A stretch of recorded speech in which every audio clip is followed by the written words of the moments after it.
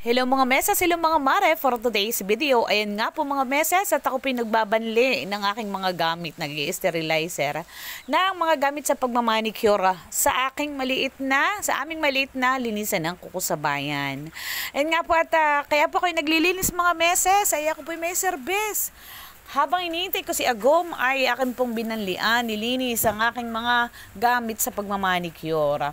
At yun nga po, alas 4 hanggang 4:30, kinakailangan po ay ako'y makapunta sa D-side, mga mesas, mga mare. At syempre, lilinisan ko ang aking kinakapatid na si Melvert. Ayan. Ay mga mesas, pagdating nga po ni Agom, ayan si Agom at hindi pa man lang nagpapalit ng damit. Ay sabi ko sa kanya, Agom, katana sa D-side at katay may lilinisan ng kuko. Alam mo mga meses, mga mare, tuwing ako may siservisan ay kasama ko si Agum.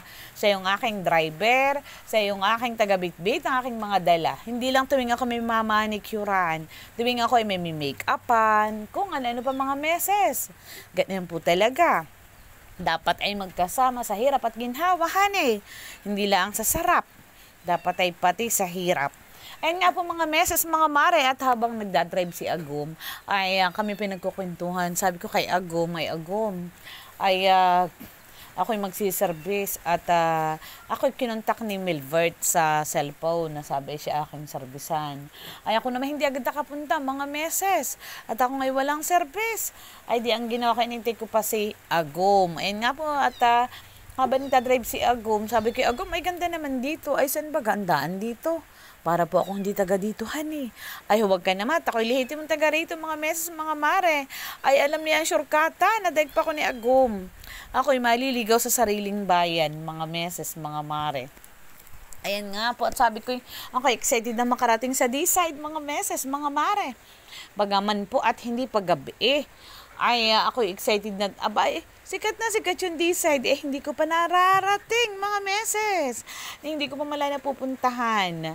Ayan, at yun nga po mga meses, mga mare. Sabi ni Agumay, yun namang D-side, para daw laan sa mga baget. Sabi ko, bakit? Yung bagang matatanda, di baga pwedeng pumunta doon.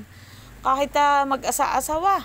Ay siguro na may aring-arihan mga meses, mga mare. Ayan mga meses, mga mare, ay kaganda ng view, di po baga? Nakikita ninyo, yan po man din ay sa diversyon. Yan po, diyan kami dumaan na mag-asawa, dumaan kami sa Miswa, tapos ay sa diversyon. At sabi po ni Agum, ay mas malapit po diyan ang daan, papunta sa D-side. Yung pala may lagusan, mga meses, mga mare. Ay palibas at ako naman hindi layas, hindi ako gala, ay hindi ko alam.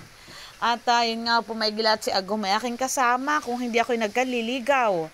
Yan, at lumiko na po kami sa lugar na iyan, sa kanan. Nakita nyo siguro yung bahay na malakihan Yung pala'y pagkalampas-lampas doon, nung bahay na iyon, yung may gate na iyan. Sunod ay D-side na, mga meses, mga mare. Ay sa house. Ay ngayon lang ako nakarating mga meses, mga mare dito sa D-side.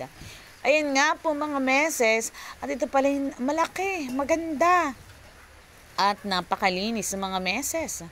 Pagpasok nga po namin doon, ako tumawag na at kami pinakayat ni Milvert. Sabi, ate dito tayo sa itaas. At yan, taga-bitbit ko syempre si Agum, wala nang iba. At pagdating nga po namin doon sa itaas, ay nag-iintay na nga po si Milvert at para siya aking malinisan ng kuko.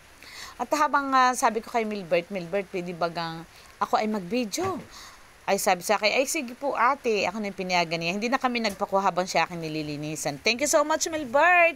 Sa napakagalante kong customer na kinakapatid. At ako binayaran niya 500. Ay tuntuan ako na yung mga meses, mga mare. Ayun po, sabi ko, Milbert, ipakita mo naman sa akin yung loob ng D-side. At sabi nga, hanggat kami nagpapahinga ni Agum, ay pinakita sa akin ni Milbert. Pinayagan naman ako. Ayun po yung ang isa sa may-ari ng D-side, ang magkapatid na si Milbert at si Marlon. Pagmamayari ng magkakapatid, ang mga meses, mga mare. O ay kagandahan po, wow, sosyal na sosyal.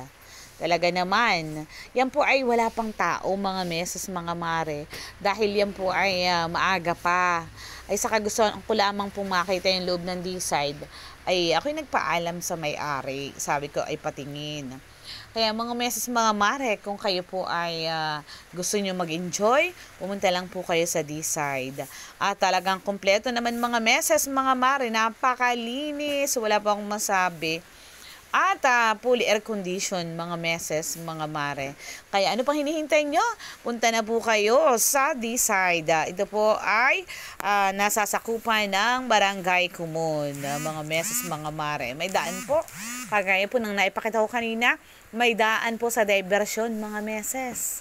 Kakanan ka lang mga tiyong kanaunahan doong bahay, pangalawa po ang D-side.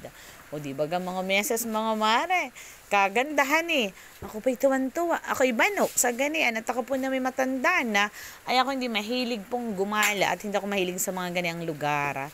Pero ako pa'y na-amaze mga meses, mga mare. Sabi ko, uukat, babalik ako diyan kasama ang aking buong pamilya. Kaming mag-anak, ang gusto ko mga meses, pagbabalik bayan ng aking anak. Ayun ang gusto ko, yung kami ay magkakabarkada. Di po baga, mas may ng barkada ang asawa at ang mga anak kaysa sa kung sino-sinong barkada mo, di po baga. Pinakambanding na ika nga. Ayan po, at may CCTV din po sila, mga meses, mga mare. Kaya wala ka na pong mahihiling pa pag nagpunta ka sa D-side. Bukod sa nakalimot ka na pansamantala sa iyong problema, ay ikaw ay nag-enjoy pa mga meses, mga mare. O di po baga ayos-ayosan eh. Talaga namang ayos, napakaganda ng D-side. Sabi ko kay Marlon, kay Melvert, ay ako ay paapasyal doon. Pagbabalik ba nga po ng aking anak. O di po baga mga meses, mga mare, enjoy ang inyong mga matahan eh. Ay talagang enterong ganda nga po. At sabi niya mabango pa. Ay talaga namang sobra. Masasarap po dyan ang mga pagkain, sabi po ng aking mga kaibigan. At ako'y madala, sasabihin ko, punta tayo sa D-side. Abay na nga, una pa sila sa akin mga meses. Ako hindi matuloy-tuloy. At ako po'y laging, sabi nga po ay hagot ang gawain. O, ayan po si Milbert at aking ini-interview.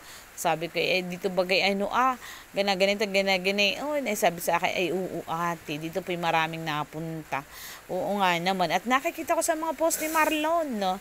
Si Marlon at si Milbert po'y magkapatid. O di po baga, ayos ang kanilang negosyo, honey. At sabi nga, pack na pack.